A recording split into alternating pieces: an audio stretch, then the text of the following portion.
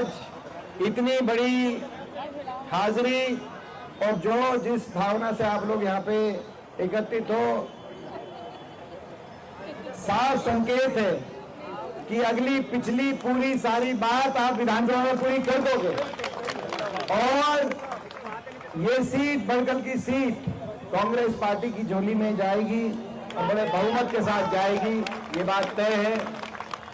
हमारे भाई विजय प्रताप जी, भाई अवतार जी, शारदा जी, हमारी विधायक नीरज शर्मा जी, हमारे भाई लखन सिंगला जी, हमारे कुरैशी साहब, हमारी बहुत से जो साथी रघुवीर तेवतिया जी, हमारे विधायक जी, अनिल नेता जी, हमारे बीच में उपस्थित हमारे बहुत से साथी भाई सुमित गौड़ जी, हमारे राजाराम ठाकुर जी, हमारे जो हमारे चेयरमैन साहब फहीम साहब माइनॉरिटी के, रेनू भाई, हमारी बहन रेनू जी, राखी जी, आपसे पहले रेनू जी खड़ी है ना, राखी जी, तो पहले उनका नाम लेना था, आपने महिलाओं का कहा था, खुद का नहीं, तो पहले हमने रेनू जी का, फिर राखी जी, उसी क्रम में, क्योंकि ये सारा अपना कांग्रेस का परिवार है। गजना जी, बहन गजना जी, हमारे वेदपाल जी, वेदपाल दायमा साहब, हमारे डालचंद डागर जी,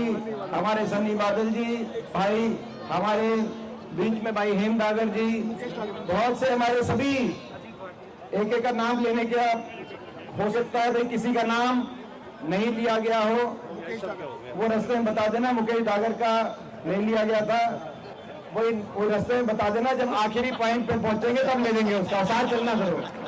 तो जो आज आप सब यहाँ पे हम एकत्रित हुए, क्योंकि 10 साल की सरकार बीजेपी की, आज 10 साल में फरीदाबाद बेहाल है कि नहीं है, मैं आपसे पूछना चाहता हूँ। आज फरीदाबाद और हरियाणा विकास की पटरी से उतरा कि नहीं उतरा बीजेपी की सरकार ने। आज पूरे बड़कल फरीदाबाद में हम देख रहे हैं जाम की समस्या है कि नहीं है, मैं आपसे पूछता हूं। आज सिविल सेवर की क्या अव्यवस्था है कि नहीं है आपके सामने। आज सफाई की व्यवस्था सारी फेल हो गई कि नहीं हो गई है स्मार्ट सिटी की। आज कल उस दिन हम बल्लभगढ़ थे, आज बड़कल में आएंगे, ना तो पीने के पानी की अच्छी व्यवस्था हो रही कॉलोनियों में, ना सीवर की व्यवस्था, ना सफाई की व्यवस्था, सड़कों की क्या हालत है मुझे बताने की जरूरत नहीं, जाम चारों तरफ लगा हुआ है वो बताने की जरूरत नहीं। ये स्मार्ट सिटी के हालात हैं, तो बाकी जगह क्या हालात होंगे आप अंदाजा लगा सकते हैं।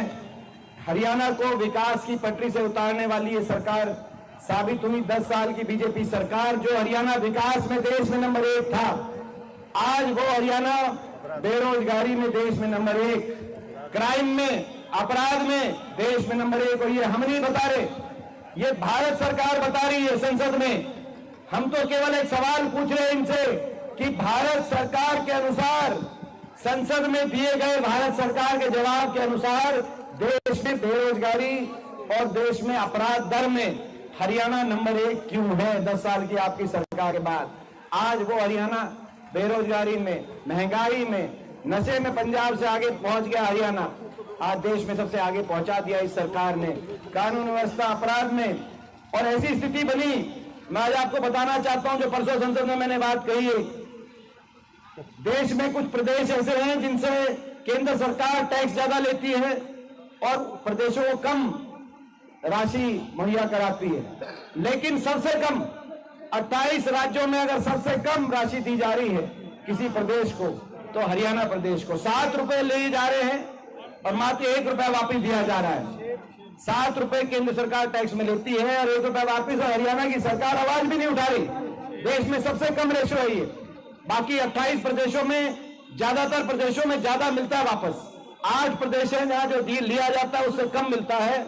उन 8 प्रदेशों में भी अंतिम जो है पंक्ति पे हरियाणा राज्य खड़ा है, तो 15% वापस मिलता है। तो कितनी बड़ी अनदेखी। यहां तक कि खेल बजट, बाकी बजट तो छोड़ दो, खेल बजट में भी हमारा नंबर नहीं है हरियाणा का।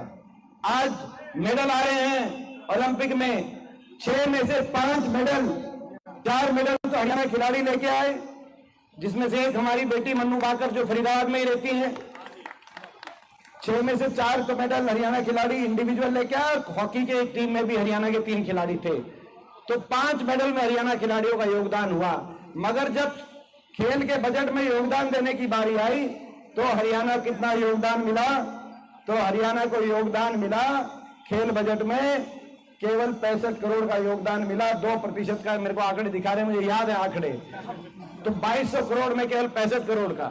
गुजरात को मिले 500 करोड़। 124 खिलाड़ी गए हैं, उनमें से गुजरात का 1 खिलाड़ी गया, हरियाणा के 24 खिलाड़ी गए ओलंपिक में खेलने। मैं नहीं कहता, मैं द्वेष नहीं, अब कह रहे गुजरात में ओलंपिक कराएंगे, मेरे को गुजरात से द्वेष नहीं है, लेकिन जितना हक हरियाणा का मिलना चाहिए विकास में, खेल के बजट में, कम से कम हमें भी जो है न्याय संगत हक मिलना चाहिए कि नहीं मिलना चाहिए? मैं आपसे पूछता हूं। आज भट्टा बैठ गया हरियाणा का, और आवाज उठाना भी, बीजेपी आवाज उठाना भी गुनाह हो गया, क्योंकि जब हमने हिसाब मांगा कि बीजेपी सरकार हिसाब दो, हरियाणा को हिसाब दो, 10 साल का भट्टा बिठाने का हिसाब दो, तो आपने देखा होगा बीजेपी वालों ने क्या कहा। केंद्र से बड़े बड़े मंत्री आए, केंद्र से बड़े बड़े कहा कि हम हिसाब नहीं देंगे। ये कौन होते हैं हिसाब मांगने वाले? 10 साल आपकी सरकार रही ऊपर नीचे, जनता हिसाब मांग रही है तो हिसाब तो देना पड़ेगा। बोले कौन होते हैं हिसाब मांगने वाले? कांग्रेस से हम हिसाब लेंगे, हम हिसाब नहीं देंगे। मैं बीजेपी वालों को बताना चाहता हूं, जिनके दिल्ली से मंत्री आके बड़े बड़े मंत्री कह रहे हैं कि हम हिसाब नहीं देंगे, ये हरियाणा है प्रधान, हरियाणा है ना। हरियाणा वाले सीधे होते हैं, हम सच्चे होते हैं, हम ठगे जाते हैं, ईमानदार होते हैं, लेकिन जब ठगे जाते हैं तो जो ठग के जाता है उससे हिसाब लेना भी हम जानते हैं। जानते हैं कि नहीं जानते? तो भाई ये हिसाब लेंगे। ये लड़ाई हरियाणा के को विकास के रास्ते पे लाने की लड़ाई है, ये लड़ाई हरियाणा के भविष्य को बचाने की लड़ाई है, ये लड़ाई बाबा साहब के संविधान को बचाने की लड़ाई है। ये लड़ाई जो आम जनता, जिसको portal, property ID, family ID उलझा दिया कि नहीं उलझा दिया? इन पोर्टलों में आम जनता को उलझा दिया कि नहीं उलझा दिया? क्या करना चाहिए इन आईडीज का, पोर्टल का? तो ये लड़ाई, ये जो आम जनता को पोर्टल्स में, आईडीज में उलझा दिया और नौजवान को सीईटी में और कच्ची भर्तियों में उलझा दिया, इस सरकार, ये लड़ाई सरकार की इस उलझन को, इन उलझनों को हटाने की लड़ाई है। तो इस लड़ाई में हम आगे बढ़ेंगे। और ये लड़ाई, अब ये घोषणाएं कर रहे हैं, घोषणाएं कर रहे हैं। मैं देख रहा हूं नायब सिंह जी ने घोषणा करी, मुख्यमंत्री जी ने पिछले 4-5 दिन से ज्यादा घोषणाएं कर रहे हैं। 30 दिन की सरकार रहेगी, ये कुल 30 दिन की। पंडित जी बताएंगे विधायक कितने घंटे की रहेगी? अब तो ये 250 घंटे की सरकार, 250 घंटे की सरकार रहेगी, क्योंकि एक दिन में 8 घंटे। 30 दिन की सरकार रहेगी। 10 साल तुमने कुछ काम किया हो, उन कामों को बताओ और लोगों के बीच में जाओ। अगर काम किए होते तो आखिरी 30 दिन में इतनी घोषणाएं नहीं करनी पड़ती। और कांग्रेस की चुरा चुरा के घोषणा कर रहे हैं, कह रहे हैं बीजेपी की सरकार आएगी तो 500 रुपए में गैस सिलेंडर दिलवाएंगे। अरे जो आप कह रहे हो 500 रुपए में दिलवाओगे, मैं उनको कहना चाहता हूं 10 साल का हिसाब दो। 10 साल तक 1100-1200 रुपए में सिलेंडर जो हर घर का के बजट पे, यानी कि आज आपने माना जो हम लड़ाई लड़ रहे थे कि आप सस्ते में सिलेंडर दिलवा सकते थे, लेकिन आपने हर आदमी के घर का बजट बिगाड़ दिया 10 साल तक। और 10 साल के बाद अब कांग्रेस ने जब उठा, साहब ने कहा कि हम देंगे 1 महीने के बाद, तो आप कह रहे हो हम भी देंगे। अरे आपको देना ही था तो 10 साल थे, पहले साल क्यों नहीं दिया, दूसरे साल क्यों नहीं दिया, तीसरे साल क्यों नहीं दिया? 10 साल तक जनता जाए भाड़ में और आखिरी में 1 महीने में आप घोषणा कर दो। ये जितनी घोषणाएं कर रहे हैं, ये उतना कबूलनामा मानना इनका कि इन्होंने काम ढंग के नहीं किए। 10 साल काम बताने को नहीं है तो घोषणाएं कर रहे हैं। अब ये लड़ाई हरियाणा के हर वर्ग को राहत दिलाने की लड़ाई है। 2 महीने के बाद हरियाणा के बड़े बुजुर्ग को देश में सबसे ज्यादा, दिल्ली से भी ज्यादा 6000 बुढ़ापा पेंशन दिलवाने की लड़ाई है। हरियाणा के हर परिवार को